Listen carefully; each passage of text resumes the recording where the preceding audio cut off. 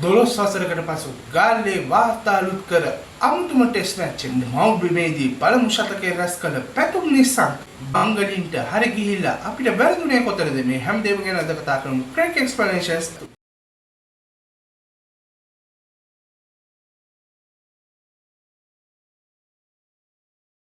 ආයිවන්ගේ පිළිගන්න ක්‍රිකට් ලෝලිය ඕගොල්ලෝ හැමෝම 2025-2027 ICC ටෙස්ට් ක්‍රිකට් ලෝක ශූරතා තරගාවලියේ තරග කාලසටහනට අනුව පැවැත්වුණු පළමු තරගාවලියේ පළමු තරගය බාටපත් වුණු ශ්‍රී ලංකාව සහ බංග්ලාදේශය අතර පළමු ටෙස්ට් තරගයේ ඊයේ දවසේදී නිමා වුණා. මේ තරගය ජය පරාජයෙන් තොරව නිමා වුණු තරගයක් බවට පත් වුණා. මෙතනදී විශේෂයෙන්ම කැපිපෙනුණු කාරණේ තමයි මේ තරගය ජය පරාජයෙන් තොරව නිමා කරගත්තා. තරගයේ බොහෝ ස්ථානවලදී බංග්ලාදේශ කණ්ඩායම සත්කාරක කණ්ඩායම වූ ශ්‍රී ලංකා කණ්ඩායමට වඩා බොහෝ සෙයින් ඉදිරියෙන් සිටිය බව පැහැදිලිව පෙනෙන්නට තිබුණා. ඉතින් මේ ඔවුන් ඉදිරියෙන් ඉන්නත් අපි පසුපසින් ඉන්න හේතුව මොකද්ද කියන කාරණය අද දවසේදී රැන්ඩි විශ්ලේෂණාත්මක දත්තත් එක්ක කතා කරන්න සූදානම්. අපි කතා කරමු මේ තරගයේ තරඳීරු සහ කාසියේ වාසයේ කොයි ආකාරයෙන්ද හැසිරුණේ කියන කාරණය. තරගයේ කාසියේ වාසයේ ජයග්‍රහණය කරන්නට බංග්ලාදේශ නායක නජ්මුල් හොසෙන් ෂැන්ටෝ සමත් වුණා. ඒත් සමගම ෂැන්ටෝ පළමුවෙන් පන්දුවට පහර දීමේ වාරය තමන් සතු කරගන්න සමත් වුණා. තරගයේ තරතීරුව අපි මෑත ටෙස්ට් තරගවලදී දැකපු ආකාරයේ ඉතාමත් පිටිකරණයට හොඳ තරතීරුවක් දකින්නට ලැබුණා. විශේෂයෙන්ම පළමු දින 4 ඇතුළේම එතරම් දග කැවීමක් පෙනෙන්නට තිබුණේම නැති තරම් පස්වෙනි දිනේදී තමයි යම් විදිහක දග කැවීමක් අපිට සාමාන්‍ය වශයෙන් ගාල්ල තරතීරුවක වුණත් දැක ගන්න පුළුවන් කමක් ලැබුණා. දැන් සැකස්ප ගැන කතා කළොත් ශ්‍රී ලංකා කණ්ඩායම සහ බංග්ලාදේශ කණ්ඩායම රැන්ඩි පහුගිය තරගයට නම් කරපු කණ්ඩායම් දෙකට වඩා සාපේක්ෂව වෙනස්කම් කිහිපයක් සිද්ධ වෙලා තිබුණා. විශේෂයෙන්ම බංග්ලාදේශ පන්දු යවන්නන්ගේ ඕඩර් එක සැකසීලා තිබුණේ නයිම් හසන්, ටයිජුල් ඉස්ලාම්, හසන් මහමුද් සහ නහීද් රානා කියන පන්දු යවන්නන් සිව් දෙනා එක්ක. මොකද මෙහිදී හසන් මිරාස් මේ තරගයට බංග්ලාදේශ කණ්ඩායම සමග එක්ුණේ නැහැ. ශ්‍රී ලංකා කණ්ඩායම රැන්ඩි නාකව කණ්ඩායමට වඩා පෞද්ගලිකව වෙනස්කම් දෙකක් එක්ක තමයි මේ තරගයට පිවිසුනේ. විශේෂයෙන්ම තරිදු රත්නායක සහ ලහිරු උදාර කියන ක්‍රීඩකින් දෙදෙනාම මේ තරගයේදී ටෙස්ට් වරම් දිනාගත්තා. ඒ වගේමයි මිලාන් රත්නායක රැන්ඩි නම් කරපු කණ්ඩායම හිටපු කසුණු රායත වෙනුවට මේ තරගයට ආදිවාසී ජයග්‍රහණය කළ පළමු භාගයේදී බංග්ලාදේශ කණ්ඩායම තරමක් තරගයේ පසුපසින් තමයි සිටි. විශේෂයෙන්ම ඔවුන්ගේ ආරම්භක කඩුල ලකුණු දෙකක් බවට ලකුණු පූර්වපත් වෙද්දීම දැවි ගියා.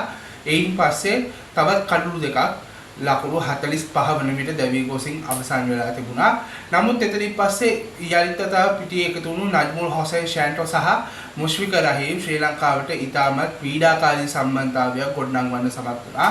ඔවුන් දෙදෙනා අවසානයේදී 4 වන කඩුල්ලට ලකුණු 264ක සම්බන්ධතාවයක් පිහිටුවන්න සමත් වුණා. නායක නජ්මුල් හොසෙන් ෂැන්ටෝ තමන්ගේ ටෙස්ට් පෙරදිවියේ 6 වන ශතකයේ වාර්තා කරමින් ලකුණු 148ක් වාර්තා කළා. මේ ඉහළම ලකුණුලාභියා බවට පත් වුණු මුෂ්ෆික රහීම් සාර්ථක ටෙස්ට් ඉනිම් 10කට පසුව ටෙස්ට් ශතකයක් වාර්තා කරන්න සමත් වුණේ ලකුණු 168ක් වාර්තා කරමින්. එතනින් පස්සේ පිටියේ පිසු ලිටර් 10 ලකුණු 90ක් වාර්තා කරමින් බංග්ලාදේශ ඉනිමට ජීවය ලබා දෙන්න සමත් වුණා. කෙසේ වෙතත් අවසන් කඩලු කීපේ ඉක්මනින් බිඳගන්න ශ්‍රී ලංකා කණ්ඩායම මෙතනදී සමත් වීමත් එක්ක පන්දු වාර 153 පන්දු 4ක් අවසානයේදී සියලු දෙනා දෙවි ලකුණු 495කට සීනිම සීමා කරගන්නට බංග්ලාදේශ කණ්ඩායම සමත් වුණා. පන්දුවේමේදී අසල ප්‍රාන්දු කඩලු 4ක් දාගත්ත මිලාන් රත්නායක කඩලු 3ක් දාගත්තා. ඒ වගේමයි තරිදු රත්නායක කඩලු 2ක් දාගද්දී ප්‍රභා ජයසූරියට මේ ගාල්ල තරතීරුවේ කිසිදු කඩුල්ලක් දවා ගන්නට හැකියාවක් ලැබුණේ නැහැ. තමන්ගේ පළමුවෙනිම දියක් ගන්න පිටියේ බිසු ශ්‍රී ලංකා කණ්ඩායමේ පළමු කල්ලේ සම්බන්ධතාවය කියුනේ ලකුණු 45ක් වශයෙන් මේ තරගයේදී තමන්ගේ මංගල ටෙස්ට් තරගයට ක්‍රීඩා කරන්න වරම් දිනාගත්ත ලහිරු උදාර සහ පැතුම් නිස්සංක තමයි කණ්ඩායමේ ආරම්භක පිටිකරුවන් හැටියට ප්‍රථමයෙන් පිටියට පිවිසුනේ. ලහිරු ලකුණු 29ක් පාතාගෙන සිටීදී සම්පූර්ණ දුර්වල පන්දු කීමීමක් නිසා පන්දුවේ වූ ටයිජුල් ඉස්ලාම්ට පෙරලා ලබා දෙමින් උඩ පන්දුවක් ඔහු දැවි ගියා. එතනින් පස්සේ තුන්වන කල්ලට එකතු වුණු දිනේෂ් චන්දිමාල් සමගින් පැතුම් ඉතාමත් විශිෂ්ට සම්බන්ධතාවයක් ගොඩනංවන්න සමත් වුණා. මෙතනදී චන්දි ලකුණු 54කට දවා ගන්නට නයිම් හසන් සමත් වුණා. එතනින් පස්සේ අයිජලෝ මැතිව්ස් තමන්ගේ අවසන් ටෙස්ට් තරගයේ ක්‍රීඩා කරන ශ්‍රී ලංකාවේ විශිෂ්ටත්වයක් පිටියට පිවිසුණා. ඔහුගේ සාර්ථකත්වය ලකුණු 39කට සීමා කරන්නට බංග්ලාදේශ පන්දු යවන්න සමත් වුණා. එයින් පස්සේ කමිනු මෙන්ඩිස් ලකුණු 87ක් වාර්තා කරමින් අගපෙළේ පිටිකරුවන් සමග ඉතාමත් හොඳින් ඉනිමු ගොඩනංවන්නට විශාල උත්සාහයක් ගත්තා. මේ සියලුම ඉනිම් අතරේ පැතුම් නිසංක තම ටෙස්ට් ක්‍රිකට් දිවියේ 3 වන ශතකය සහ මවුම්මේදී වාර්තා කරපු පළමු ටෙස්ට් ශතකය වාර්තා කරන්නට සමත් වුණා. පැතුම් පන්දු 200කට අධික සංඛ්‍යාවකට මුහුණ දෙමින් රැස් කළ ලකුණු සංඛ්‍යාව 187ක්, විශේෂයෙන්ම 4 පහර 23ක් සහ 6 පහරක් එහි අන්තර්ගත වුණා. මෙතරදී පැතුම්ම දබා ගන්නට දක්ෂ ලෙස ඉන්ස්විම් පන්දුවක් යොමු කරමින් හසන් මෙහෙමුද් සමත් වුණා. ඒ වගේම මිලාන් රත්නායක අගපෙළේ පිටිකරුවෙක් හැටියට පිටියට පිවිසලා ඉතාම හොඳ සහායක් ලබා දුන්නා කමිනු මෙන්ඩිස්ට ශ්‍රී ලංකා එළිම ගොඩනැංවීමේ කාර්යයේදී. නමුත් ශ්‍රී ලංකා නායකයා සහ කඩුළු රකින්නා බවට පත් වුණු දානජය සිල්වා සහ කුසල් මෙන්ඩිස් මේ පිටිකරණයේදී හිතකර තනතිරුවේ තමන් ලබාගත යුතු උපරිම වාසිය පළමු ඉනිමේදී ලබා ගත්තේ නැහැ. විශේෂයෙන්ම නායක දානජය සිල්වා ලකුණු 19කට දෙවි ගියා. ඒ වගේම කුසල් මෙන්ඩිස් ලකුණු 5කට දවා ගන්නට බංග්ලාදේශ පන්දු යවන්න සමත් වුණා. මේක ශ්‍රී ලංකා කණ්ඩායමට දැඩි පහරක් බවට පත් වුණා. විශේෂයෙන්ම මේ සියලුම ක්‍රීඩකයන් ලකුණු 35 40 50 100 වගේ ලකුණු සංඛ්‍යාව රැස් කරමින් පැතුම් වටා එකතු වෙලා ලකුණු රැස් කරමින් ඉන්න අවස්ථාවක ඔවුන් දෙදෙනාගෙන් හරියාකාර සහායක් ලකුණු පුවරන නොලැබීම පස්ස ඉතාමත් දරුණු විදිහට ශ්‍රී ලංකා ඉනිමට බලපෑවා. ඒ නිසාම ශ්‍රී ලංකා ඉනිමේ අවසාන කඩලු 4 ලකුණු 15ක් තුර බිඳ ගන්නට බංග්ලාදේශ පන්දු යවන්න සමත් වුණා. ඒ සමගම ශ්‍රී ලංකා ඉනිම කියුනේ පන්දු වාර 124 පන්දු දෙකක් අවසානයේදී සියලු දෙනා ගැවි ලකුණු 485ක් වශයෙන්. ඒත් එක්කම බංග්ලාදේශයට තම දෙවෙනි ඉනිම දියත් කිරීමේදී සම්පූර්ණයෙන්ම ලකුණු 10ක වාසියක් සහිතව තමයි ඔවුන්ගේ දෙවෙනි ඉනිම ක්‍රියාත්මක කරන්නට අවස්ථාවක්. ඊළඟට බංග්ලාදේශ කණ්ඩායම තමන්ගේ පිළිතුරු ඉනිම දියත් කරනට යලිත් තතාවක් පිටින් පිවිසුණා. මෙතනදී යලිත් තතාවක් ආරම්භ කඩුවේ සම්බන්ධතාවය එතරම් දුරදිග ගියේ නැහැ. අනමුල් හක් විජෝය ලකුණු 3කට දවා ගන්නට ප්‍රභා ජයසූරිය සමත් වුණා. නමුත් ෂාඩ්මන් ඉස්ලාම් ආරම්භක පිටිකරුවා හැටියට පිටින් පිවිසෙමින් මොමිනුල් හක් සහ නජ්මුල් හොසේන් ෂෑන්ටෝ සමගින් එකතු වෙලා ලකුණු 76ක දායකත්වයක් ලකුණු පුවරට ලබා දෙන්නට සමත් වුණා. ඒ වගේමයි නජ්මුල් හොසේන් ෂෑන්ටෝ ශ්‍රී ලංකාව තුළදී එක් ටෙස්ට් තරගයක් තුළ ඉනිම දෙකේදීම ශතක වාර්තා කළ පළමු බංග්ලාදේශ පිටිකරුවා බවට පත් වෙමින් නොදැවී ලකුණු 125ක් වාර්තා කළා. ඒ වගේමයි පස්වෙනි දිනේ වර්ෂාවට තරගයෙන් නතර කිරීමට ක්‍රියාත්මක වුණු අවසන් පන්දුවේදී මුෂ්ෆික රහීම් ලකුණු 49කට දුවද්දී දවා ගන්නට තරිදු රත්නායක සමත් වුණා. ඊන අතර ලිටන් දාස් සහ ජේකර් අලි ලකුණු 10 සීමාව ඉක්මවන්නට පෙර ක්‍රීඩාගාරය වෙත හරවා යවන්න තරිදු රත්නායක සමත් වුණා. ඒ නිසා කඩලු 6ක් දැවි ලකුණු 285ක් වාර්තා කරගෙන සිටියේදී ඉනිම සම්පූර්ණයෙන් අත්හිටවන්නට බංග්ලාදේශ නායක නජ්මුල් හොසේන් ෂෑන්ටෝ සමත් වුණා. ඒත් එක්කම ශ්‍රී ලංකා කණ්ඩායමට ලකුණු 295ක ඉලක්කයක් මෙහිදී හිමි වුණා. ලකුණු 296ක ඉලක්කයක් ශ්‍රී ලංකා කණ්ඩායමට ලැබුණත් ශ්‍රී ලංකා කණ්ඩායමට එතරම් හොඳ තනතිරුවක් අවසාන මොහොතේදී ලැබිලා තිබුණේ නැහැ. විශේෂයෙන්ම පළමු කඩුවේ සම්බන්ධතාවයේ ලකුණු 34ක් වශයෙන් කියවෙද්දී ලහිරු උදාර ලකුණු 9කට ස්ටම්ප් කරමින් දවා ගන්නට යලි තතාව ක්‍රියාත්මක වුණු ටයිජෝලි ඉස්ලාම් සමත් වුණා. එයින් පන්දු දෙකකට පස්සේ පැතුම් නිසාක ලකුණු 24කට දවා ගන්නට යලිත් තතාවක් ක්‍රියාත්මක වුණු නයිම් හසන් සමත් වුණා. එතනින් පස්සේ දිනේෂ් චන්දිමාගේ සහ ඇන්ජලෝ මැතිව්ස්ගේ කඩලුත් තවත් ලකුණු 12ක් ශ්‍රී ලංකා කණ්ඩායමට එකතු වෙද්දී අහිමි වී ගිහින් තිබුණා. ඒත් එක්කම ලකුණු 34කට කිසිවකුත් නොදවී තිබුණු ශ්‍රී ලංකාවේදීම එක්වරම ලකුණු 48කට කළු 4ක් වශයෙන් බිඳ වැටුණා. එතනින් පස්සේ දානජය සිල්වා සහ කමිනු මෙන්ඩිස් දෙදෙනාම ලකුණු 12 බැකින් වාර්තා කරගෙන නොදවී කඩුල්ලේ ශ්‍රී ලංකාව වෙනුවෙන් ගෞරවාන්විත රැඳී සිටියා. අවසානයේදී නායක නජ්මුල් හොසේන් ෂෑන්ටෝ තරගයේ නතර කිරීමට තීරණය කිරීමත් එක්ක තරගයේ ජය පරාජයෙන් තොරව අවසන් වුණා. ඒත් එක්කම ටෙස්ට් තරග දෙකකින් සංගීත ටෙස්ට් තරගාවලියේ තවමත් බිඳුවට බිඳුවක් වශයෙන් කණ්ඩායම් දෙකම සම තත්වයේ රැඳී. සෙනෙහි ජය පරාජයෙන් තොරව නිමා වුණත් බංග්ලාදේශ කණ්ඩායම විශේෂයෙන්ම ශ්‍රී ලංකා කණ්ඩායමට වඩා බොහෝ තැන්වල ඉදිරියෙන් හිටිය බව රහසක් නෙමෙයි. විශේෂයෙන්ම ශ්‍රී ලංකා කණ්ඩායම ගාල්ලේ පළපුරුදු නැති කණ්ඩායමක් වශයෙන් ක්‍රීඩා කරපු ආකාරයක් තමයි තරගය පුරාම දකින්න ලැබුණේ. විශේෂයෙන්ම ඔවුන්ගේ වැරදි කීපයක්ම තිබුණා. විශේෂයෙන්ම උඩ පන්දු රැකීම තරමක් දුර්වල මට්ටමේ තිබුණා. බංග්ලාදේශ පළවෙනිමේදී උඩ පන්දු 4ක් අතහැරියා ශ්‍රී ලංකා කණ්ඩායම. ඒ වගේම දෙවෙනි ඉනිමේදී නජ්මුල් හොසෙන් ෂැන්ටෝගේ උඩපදු දෙක ලකුණු 69 දී සහ ලකුණු 90 දී අතහැරියේ ලහිරු උදාර විසින්. ඉතින් මේ දින 5ක ගේම් එකක් ඇතුළේ උඩපන්දු 6ක් අතහැරිය කියන්නේ විශේෂයෙන්ම මුළු තරගයම අත්හැරගත්තා හා සමානයි. ඒ වගේමයි දුවද්දී දවා ගන්නට තිබුණු පහසු අවස්ථාවක් තිබුණා ලිටන් දාස්ව. නමුත් ඒ හරියාකාරව ලබා ගන්නට ශ්‍රී ලංකා කණ්ඩායමට හැකියාවක් ලැබුණේ නැහැ. ඉතින් මේ වගේ ගැටලු කීපයක් එක්ක ශ්‍රී ලංකා කණ්ඩායමේ පන්දු යවන්නන් අතරේ යම් කිසි විදිහක ගැටලුවක් තිබුණා. විශේෂයෙන්ම ගාල්ල ක්‍රීඩාංගණයේ ශ්‍රී ලංකා කණ්ඩායමේ කඩළු දවා ගැනීමේ තුරුම්පුව බවට පත් වුණු ප්‍රභා ජයසූරිය මේ ටෙස්ට් තරගයේදී තෙතරම් සාර්ථක අයෙක් බවට පත් වුණේ නැහැ. විශේෂයෙන්ම ඔහු පළමු ඉනිමේදී ලකුණු 152කට කිසිදු කඩුල්ලක් ලබා නොදෙමින් තමයි තමන්ගේ පන්දු යැවීම අවසන් කළේ. එවැනි ඉනිමේදී ලකුණු 74ක් ලබා දෙමින් ඔහු රැස් කළේ එක් කඩුල්ලක් පමණයි. ඉතින් පසුගිය ඕස්ට්‍රේලියානු සංචාරයේ දෙවන ටෙස්ට් තරගයේ දෙවෙනි ඉනිමේදී සිට මේ දක්වා ඔහු යවූ ඉනිම් 3 තුල ඔහු දවාගෙන තිබෙන එකම කඩුල්ලක් විතරයි.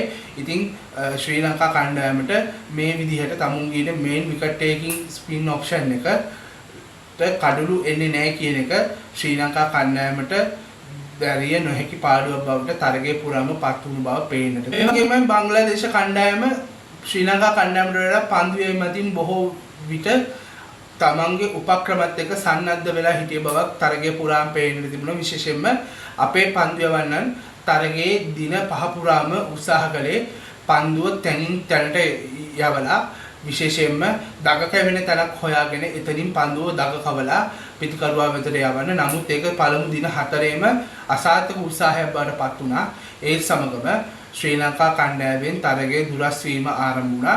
නමුත් බංග්ලාදේශ ක්‍රීඩකීන් ඊට වඩා ඊටම හාත්පසින් වෙනස් විදිහකට තමයි ශ්‍රී ලංකා කණ්ඩායමට තර්ජනයක් එල්ල කළේ. විශේෂයෙන්ම ඔවුන් එකම තරක පන්දු යවලා ඔවුන් ප්ලෑන් එකක් එක්ක ප්‍රතිකරුවාව උගුලකට මුලින් කොටු කර ගැනීමට ඔවුන් හැම තිස්සෙම වගේ සමත් වුණා. ශ්‍රී ලංකා කණ්ඩායම මෙතරම් අත්දැකීම් තිබෙන ප්‍රභා ජයසූරිය වගේ ක්‍රීඩකීන් ඉන්න කණ්ඩායමක් බවට පත් වෙලා ඔවුන් මේ වගේ ප්ලෑන් එකක් අනුගමනය කරනවා. ඒ වගේමයි ෆීල්ඩින් සෙටින්ග්ස් වල තිබුණු අඩුපාඩුත් එක්ක ඔවුන් ඉතාමත් පහසුවෙන් එක ලකුණු සහ ලකුණු දෙක ලබා ගත්තා. ඒ නිසාම බංග්ලාදේශ කණ්ඩායම මේ තරගයේදී නොඉඳුල් පන්දු වල විශාල ප්‍රමාණයක් ක්‍රියාත්මක කරද්දී ශ්‍රී ලංකා කණ්ඩායමේ මේන් නෝවස් ප්‍රමාණය ඉතාමත් අවම මට්ටමක පැවතුණා.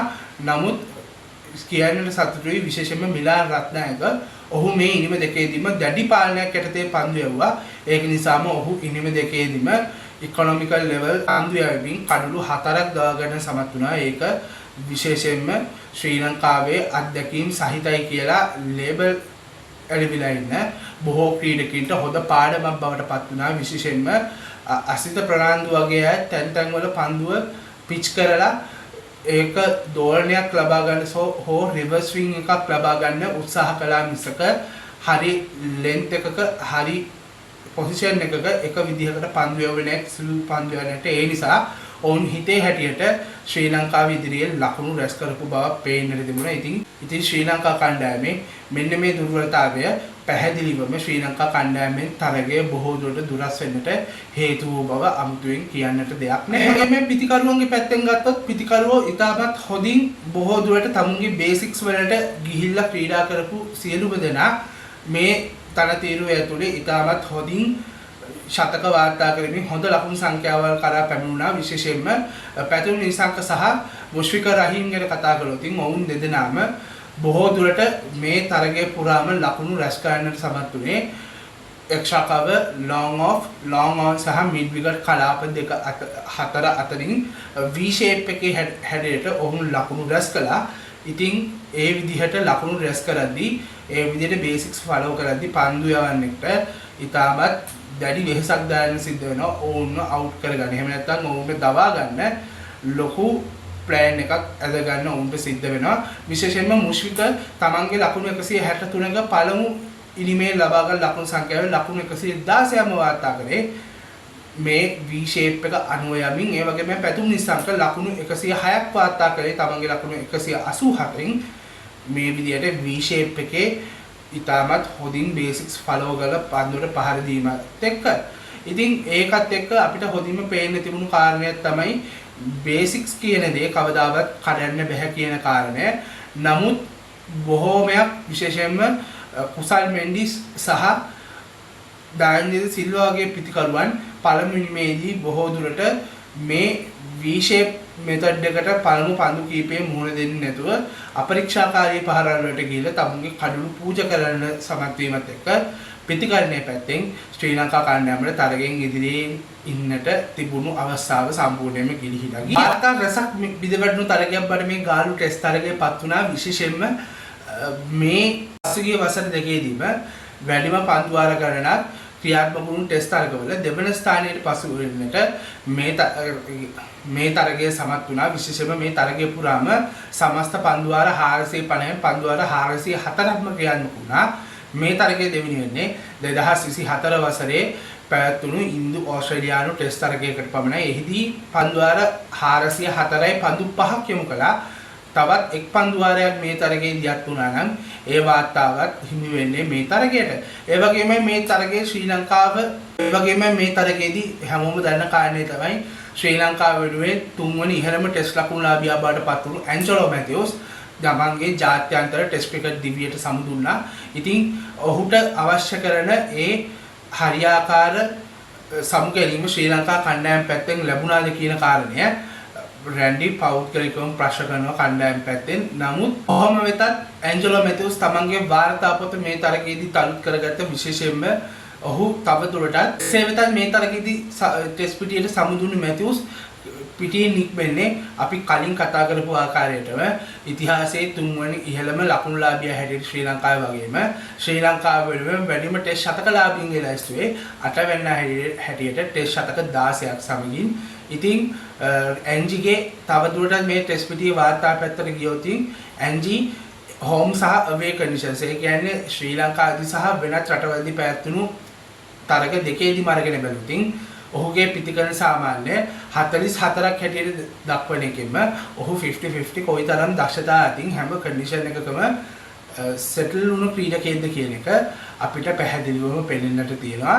ඉතින් ඔහුගේ හිස්තැන බොහෝ දුරට ඔහුගේ හිස්තැන කාලයකට ශ්‍රී ලංකා කණ්ඩායමට පුරවා ගන්නට දැඩි අපහසුතාවයක් වේවි. ඒ වගේමයි බොහෝ දුරට ශ්‍රී ලංකා ක්‍රිකට් ක්‍රීඩාවේ එක්තරා සම්පූර්ණ යුගයක අවසානය එන්ජිගේ මේ සමුගැනීමත් එක්ක අපිට දකින්නට පුළුවන්.